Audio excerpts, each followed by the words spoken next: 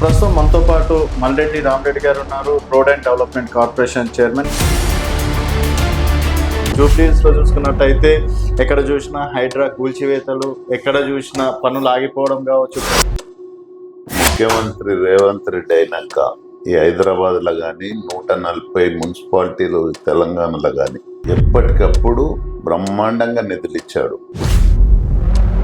22 నెలలకి అస్తవ్యస్తంగా మారినటువంటి కాంగ్రెస్ ప్రభుత్వానికి జూబ్లీహిల్స్ ప్రజలు ఓట్లేశారు. ఇలా ఎల్బీ నగర్ నియోజకవర్గంలో 11 డివిజన్లు ఉంటే మన పార్టీ కార్పొరేటర్లు లేకున్నా ఆ ప్రాంతం అభివృద్ధి చేయాలని 200 కోట్లు ఎల్బీ నగర్కి ఇవ్వడం జరిగింది.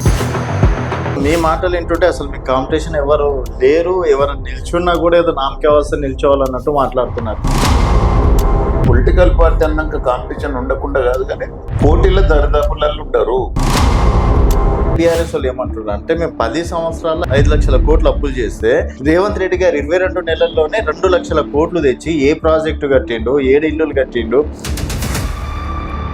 రేవంత్ రెడ్డి గారు అప్పు చేసింది వాళ్ళు తెచ్చిన అప్పులు కట్టడానికి.